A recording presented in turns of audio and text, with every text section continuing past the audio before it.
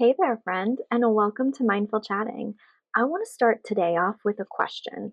When you plan your week, who are you really planning for? Your ideal self or your actual self?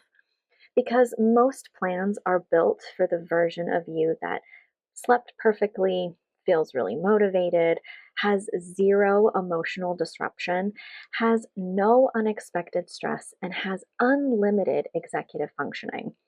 And then Tuesday happens and you're exhausted, you're dysregulated, overstimulated, and just human. And suddenly the perfect plan that you had collapses. Today, I want to talk about something that sounds simple but really changes everything. What if you planned for your hard days first, not your ideal days, your low capacity days? Well, today we're going to get into what that actually looks like. Welcome to Mindful Chatting, a podcast where therapy meets real life. I'm Kristen, a therapist, business owner, and a lifelong student of what it means to fully show up in our relationships, in our work, and in our healing. Here, we unpack mental health concepts, explore mindfulness tools, and talk through the messy, beautiful, in-between moments that shape us. Whether you're a fellow clinician, a curious listener, or someone navigating your own growth, this space is for you. Let's chat. So, most productivity advice really kind of assumes that consistency equals discipline, discipline equals effort, and effort equals control. But executive function doesn't operate on effort alone, it operates on capacity. And capacity fluctuates. And capacity is based on sleep, stress, hormones, emotional events, relational tension, sensory load, trauma triggers, and your workload. Yet most people build systems assuming that we have this linear output. Your plan is if your nervous system is stable like 100% of the time, but let's be honest, it's not. So the plan isn't bad. You probably have a great plan. It's just mismatched. And when capacity drops, the plan feels absolutely impossible.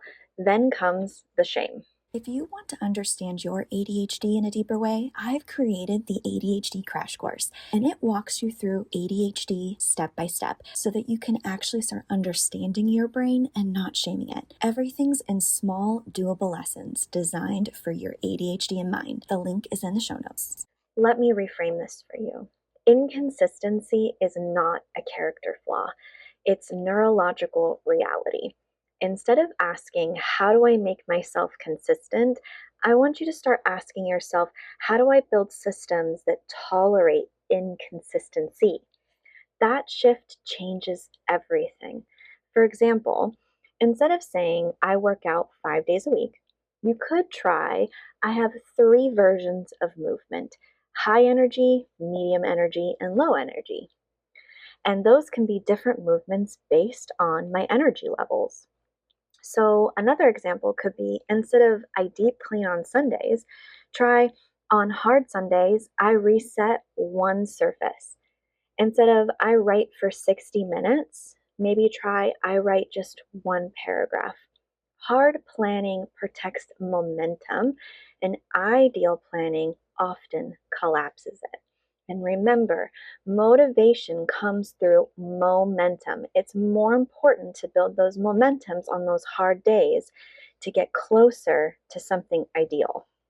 If you're nodding along and thinking, yep, this is totally me, I want you to stop and take a free quiz. I have made a quiz about what's your ADHD struggle, and it'll only take a couple of minutes. And at the end, there's a secret freebie waiting for you that will help you start working on your struggle right away. Look in the show notes for the link.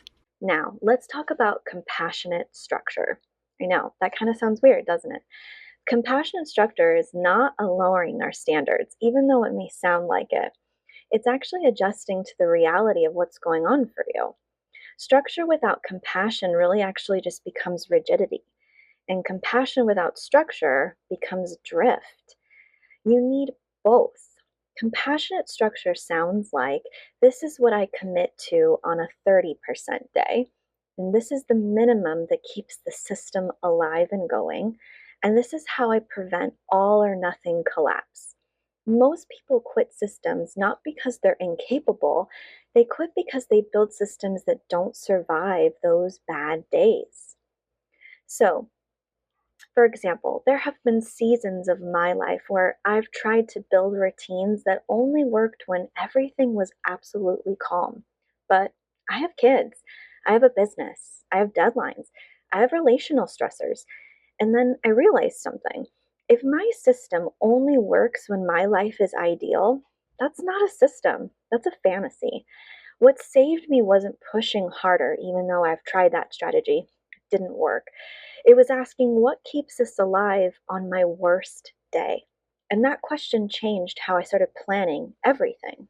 If you're listening to this and thinking, this is exactly what I struggle with, I want you to know that I built something specifically for you. The EF, or Executive Functioning Activation course, walks you through why task initiation feels so hard with your ADHD and how to actually get yourself moving without shame, pressure, or burnout. It's short, practical, and designed for ADHD brains, not productivity culture. If starting is your biggest barrier, this course gives you structure, language, and tools that actually work for you. You'll find the link in the show notes. I want you to start working on what I like to call a hard day protocol.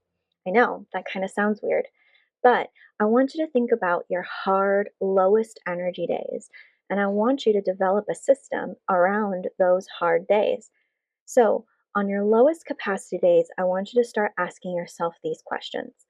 What is the one task that will protect your stability? What is that minimal viable effort that you absolutely need on those hard days? And then what prevents future damage? What is the thing that I absolutely need to do so that the system, me, doesn't collapse? And then what could restore me, even if it's just 1% or even 5%? What helps me keep on going? So here's some examples. Maybe you only answer your priority emails today and then save the rest for tomorrow. Or maybe you just take a shower and get up and have a drink of water. Or maybe you move your body for just 5 minutes. Or maybe prepare just one simple meal. Or set a timer for maybe 10 focused minutes. Hard day planning reduces that system collapse. It keeps the floor from dropping out from under you. And the most sustainable systems are actually quite layered. You don't have just one plan.